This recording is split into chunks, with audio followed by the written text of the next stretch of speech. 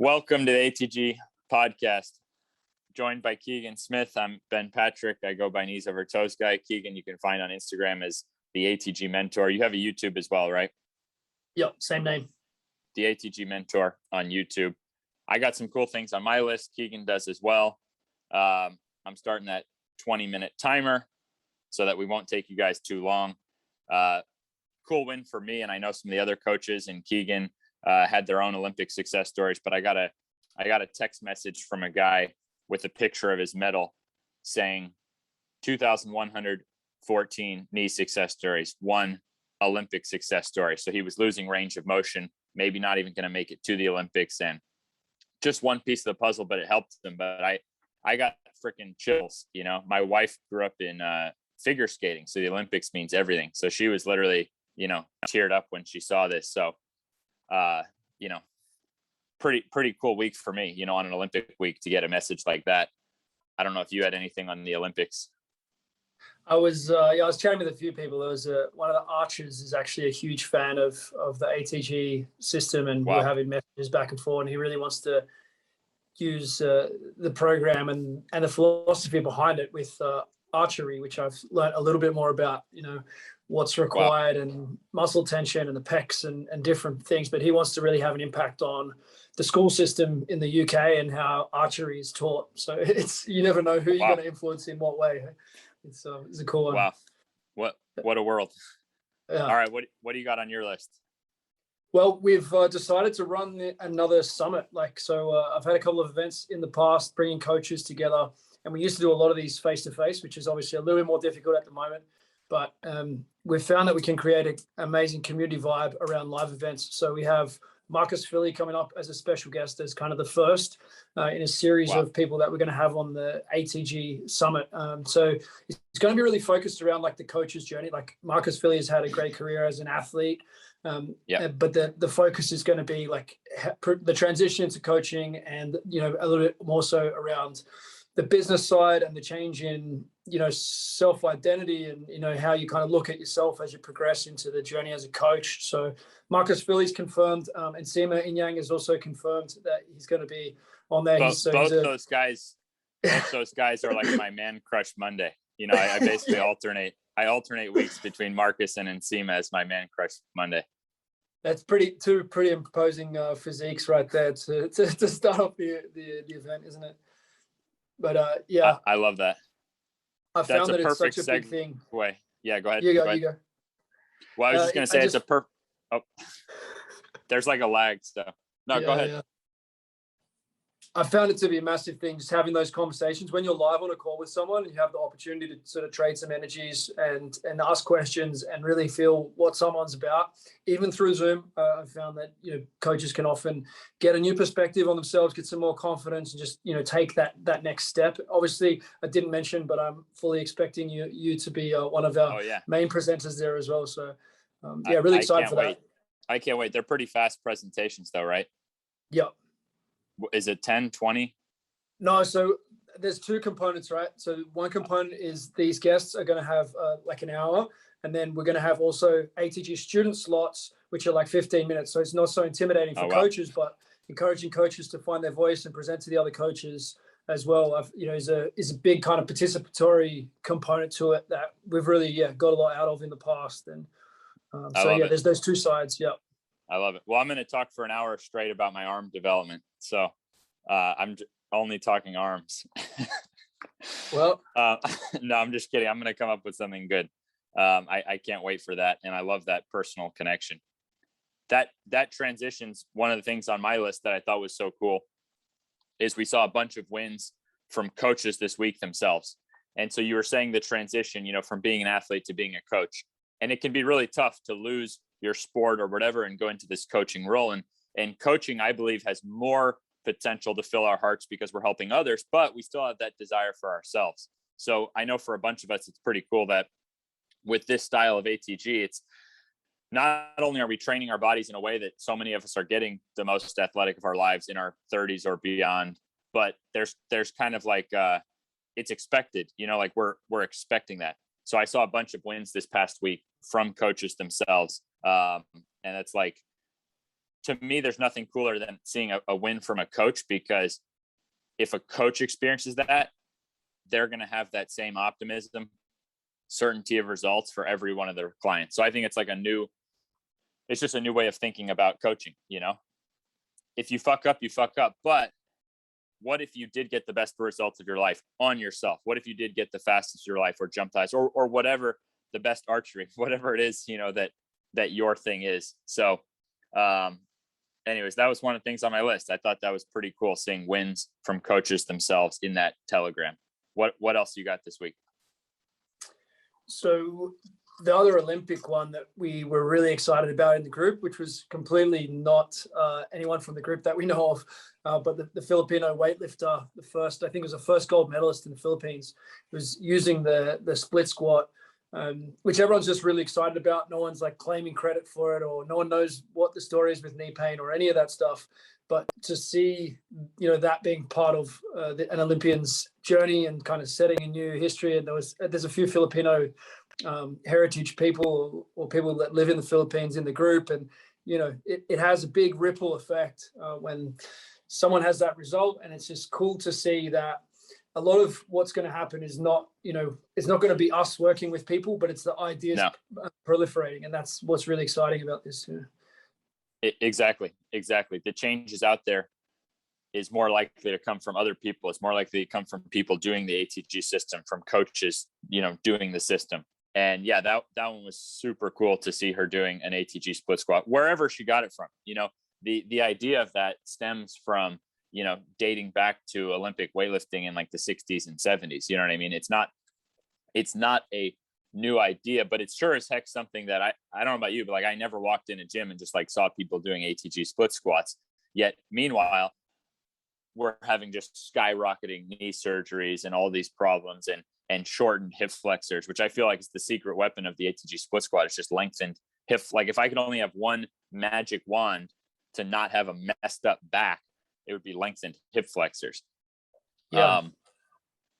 So in the Poliquin system, everybody kind of associates the split squat with the Poliquin system. Like that was really the only place that it showed up. Everywhere else, it was a lunge, and there was like confusion with that terminology and stuff when I was, forming as a strength coach. But there is a significant difference between the ATG split squat and the Poliquin split squat, that version that I was taught back in 2011.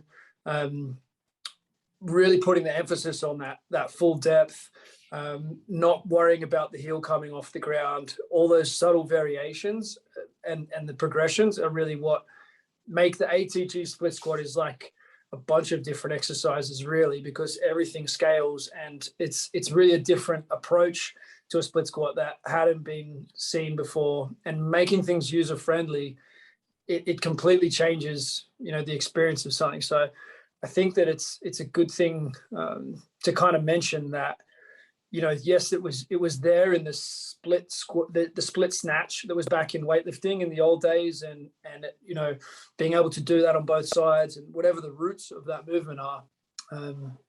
But yeah, like making things more user friendly, I think is the art of what we should be searching for as coaches. Exactly. Is the ATG split squat fixed my mom's hips? I mean, she was honestly struggling getting in and out of the bed in her early 60s, ATG split squat fixed her hips. ATG split squat saved my knees, because no matter how much squatting I was doing, one knee a surgical mess, the other knee a mess of looseness. So it's like no matter how much double-legged stuff I did, it was once the reverse step ups and split squats that's really got me out of the muck. And then the concept of, well, if that works so well, why only use it just as an accessory movement, once in a while? Why not actually make that a main course? So there never has been a program until you and I crafted Dense, that actually used ATG split squat as a main course. Now, because of Dense, it still only takes at most, 20 minutes. So even if someone wasn't good at, Olympic weightlifting, or wasn't good at jumping, or wasn't, for someone who has a lot of ground to cover, using that movement as a main course is like the number one common denominator I've seen between my case and, any cases who have covered, a ton of ground. What did we do differently? And obviously we do a lot differently, but turning that into a main course and turning it into something regressive, I had to start front foot elevated with assistance to actually get the full coverage there.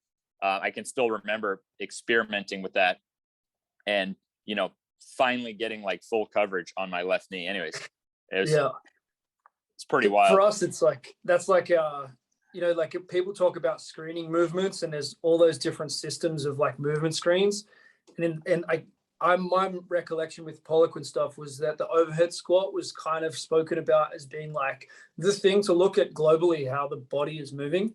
But I would say the screening is obviously built into that's what the progressions give us in the ATG system, where every movement is scalable. So that becomes your screen of like, can you patch it from this height? Can you do it from that height?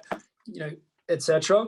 But I think the split squat is like an amazing diagnostic tool, as well as the training tool, and probably better than the overhead squat, if we were to kind of, while we're talking on that subject.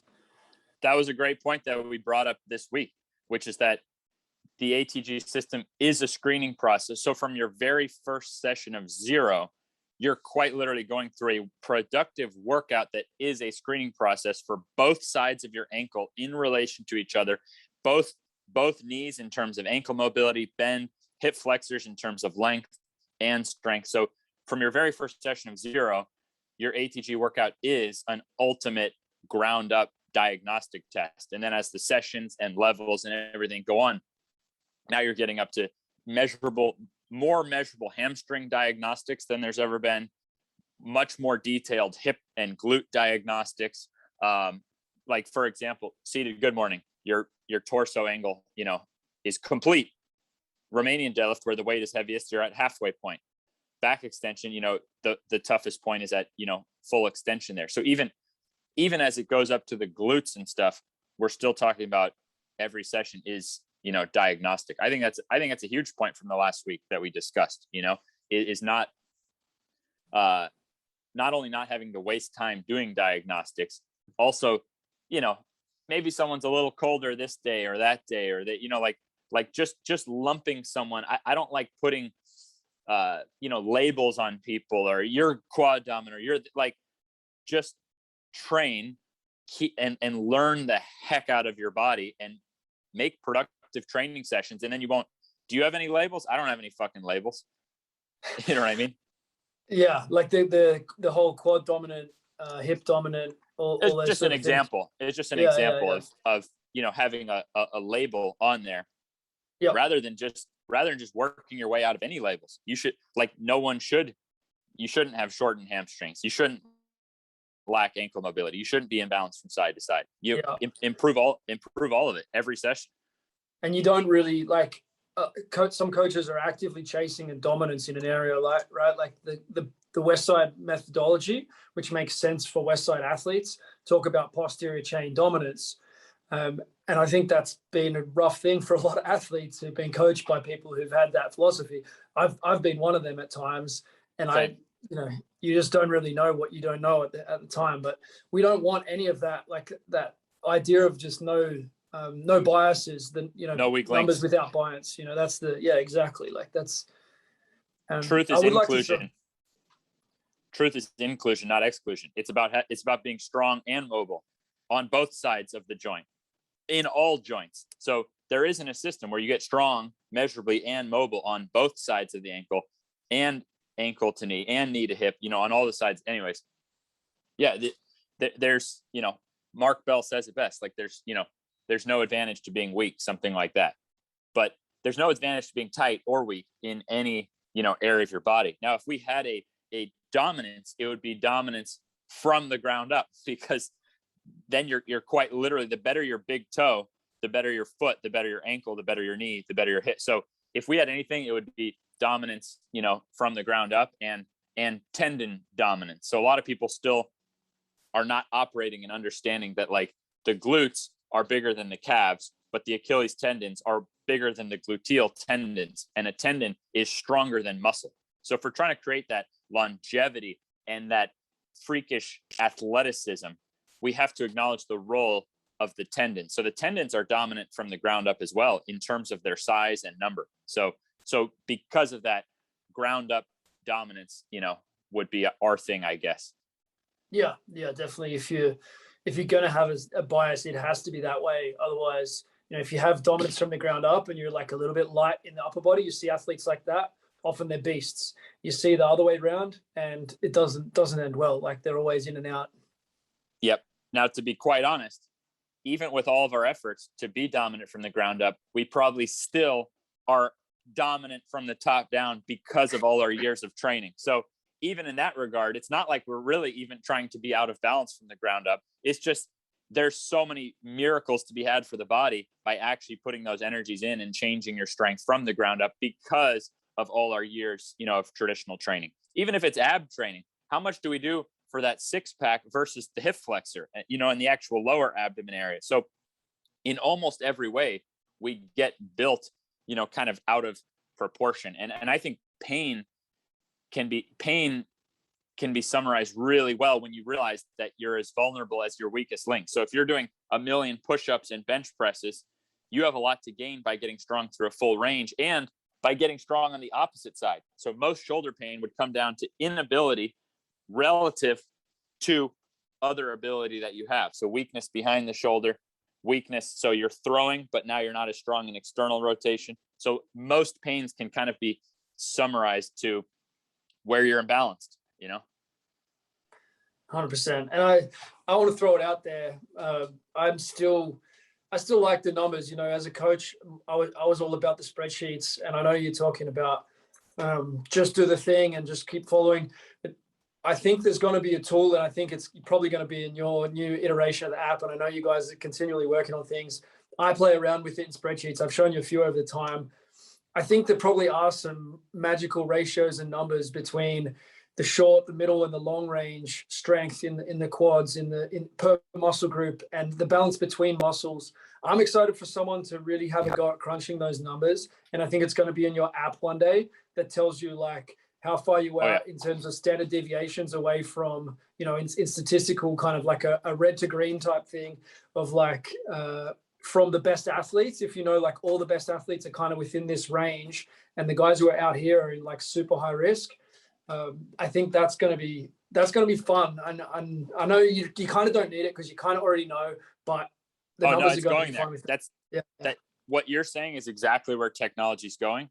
And you and I will make something really awesome for that. And it can even adjust the volume, even if it's a slight thing, but then you get, 4 sets on the tibialis and 3 sets on the soleus, and, just like simple, we would never say, oh, you're not going to train this area. You know what I mean? Like we would still train quality volume on the whole body, but with some slight differences and with the awareness and being able to just see a body scan, that's exactly where the technology is headed easily. We already have tons of great numbers on these things, equipment coming out to measure certain things, like something as simple as the tibialis bar, stuff like that. So yeah, from your first session of 0, you're learning yourself. And I think it's best to start that way because you're learning it on a really intuitive, awareness level. And then as you progress to dense, and then we can really use standards as that. So not to ever go away from the process, to still keep that even ratio of 0, dense, and standards. But every week that we do standards, to use that as kind of the week that everything's like a really cool measurement. You know what I mean? I feel like that keeps it where, because we don't want to rely only, on the measurement. We want that intuitive 0. Dense can kind of be that, like that middle ground. And then standards will be so fun every week of like calculating those numbers, and it could even then go towards, specific athletic endeavors. It's possible, you know what I mean? Based on sport or this or that we see, what areas do you want based on the sport? It can only go up. We're both obsessive as hell. I mean, what am I going to, what am I going to do next year, the year after, the year after?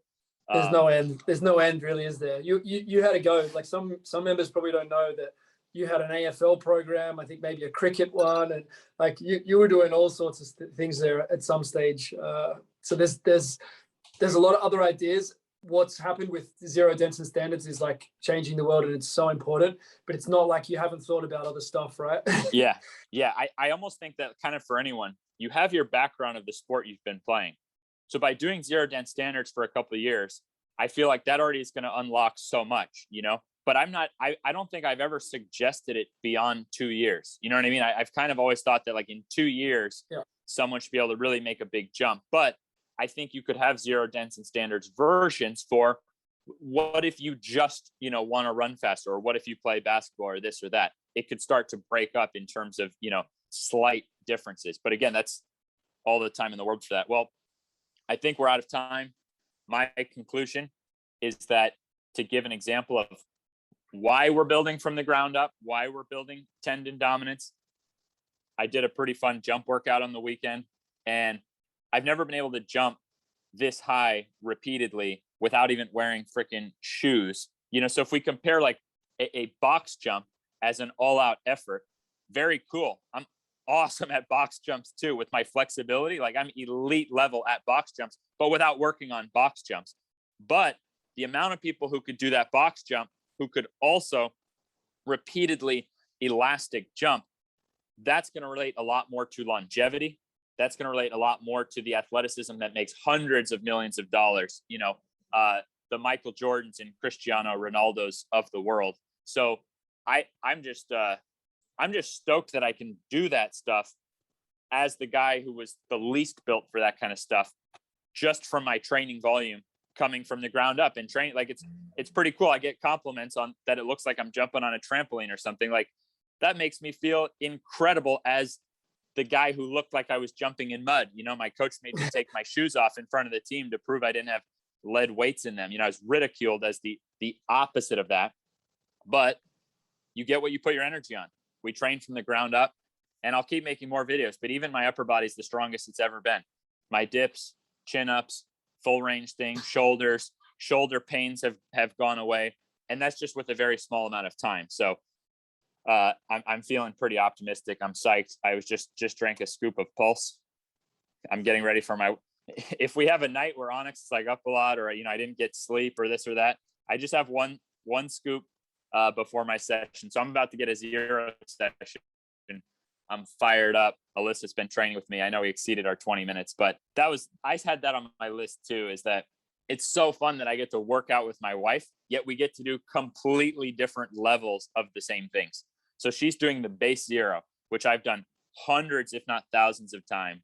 I still use it before any jump. Like if I'm going to go train someone, or, if I was going to play a basketball game or something, I still do the base. But if it's just a training day and I'm trying to push myself, which is where I'm at right now, anyone can see on the site and the app, train exactly like me. So if you want to do the exact 0 flow that I'm doing Monday through Friday, all 5 days are different that I do. It's just some of them are the same 0 concept, some are advanced. It's the same 8 steps. It's the same 8 areas. So I get to train with my wife, but I get to try to do like 25 Nordics in a row today. You know what I mean? And she'll be working on her elephant walk, Yeah, I love it. That's so good. Yeah, it's she heard me say that. She said she's going to do Nordics too. I shouldn't have tested her. You got to fire it up. Yeah.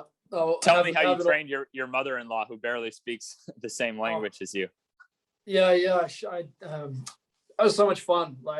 We basically, I speak a few words of Polish and she speaks a few words of English, and I just showed her the movements. And she's had an ACL injury from a skiing accident a few years ago, and she's had trouble with it. It's really bothered her at different times. And, she wants to keep up with her grandkids, like my kids. She loves the kids so much. And yeah, we trained, we've been training the ATG 0 system in the park, and she just loves it. She just fully lit up. Like she got home and straight away called her husband and told him about the training session. And then the next time my father-in-law came along as well for the session. And we just did one set of each movement, and just moved from one to the next. And it was like 10 minutes and she loved it, like I didn't want to give her any soreness, and, just building her into it. But just seeing how much hope, she has for the future of her knees, and being able to keep up with the kids, being able to pick them up and that sort of stuff is just like so powerful and so much fun. It's I think that's one of the biggest things with the coaches, love giving the stuff to their families. And we had the 89-year-old and the 91, 92-year-old. 89, 91, and 93-year-olds, I think, in the same week, winning, making measurable gains on 0 in the past week. Yet I'm using it to jump, higher than ever. The same 8 steps. and you literally need nothing to do it. And at first, it took me a long time to realize that this concept of needing nothing to do it is actually what makes the best game, because you end up building your feet and you end up building things in a very different way. Anyways, I could talk about it all day, but it's fun as heck that I know that I could go to anybody and give them a life-changing workout, like you said, in 10, 20 minutes, depending on the the levels of the exercise. I never had that ability as a coach before. Like, I've been a strength coach for 20 years. I wouldn't have really felt like it would have been like hard in my head of like, how am I going to train this woman? Like, just used to having equipment, used to having stronger people who can do other stuff. And now it's just like, I just know exactly what to do. Like, I'm a much better coach with something that seems like really elementary. It's just a super powerful, tool that I'm glad to have. And I'm glad that a lot of other coaches are, experiencing that now too. It's super cool. It should be in everyone's toolbox. I think you and I share the concept that we love a heavy deadlift. We love a heavy squat. We love an Olympic lift. We love CrossFit. We love all these other things. It's not like we think this is like it should be done instead. It's just that this could enhance like every one of those. I was watching the gymnasts in the Olympics, and I was honestly very underimpressed by the male gymnasts on their landings and stuff. They don't have the muscles built up correctly. They're stumbling their landings. Like, I'm serious. Zero alone, you could change a men's gymnastic team on the landing. All the other stuff they're doing, obviously, in the skills and stuff, but you can see them scared to bend those knees on the landings, and you can see the good landings versus the bad landings. And zero would change those guys' lives. Anyways, I obviously get super fired up about it, but Keegan, it's 100% fact. I didn't do body weight training whatsoever. You did, and together, that's really like what created the concept of zero, and we were exploring with these zero concepts in person over a year ago, then, created Dense together. We're both obsessed on the measurements with standards. So to anybody out there, listening this far, that was the last week. Next 7 days, Keegan and I are gonna keep grinding for you. I'll have some cool groin updates. Even just basically standing there and working on, a wider groin position, you know what I mean, for 60 seconds and just holding it. Like, I don't think it has to be complicated to create a really good groin system. And our system for like someone who's never trained the groin is like great, but it can be better. So we're going to refine up the groin system for you this week and make it better than ever. So Keegan, thanks. Over the next 7 days, let's come back with some awesome stuff. Drew, sorry for making your editing almost half an hour instead of 20 minutes, but thank you, brother. Thank you. Talk soon.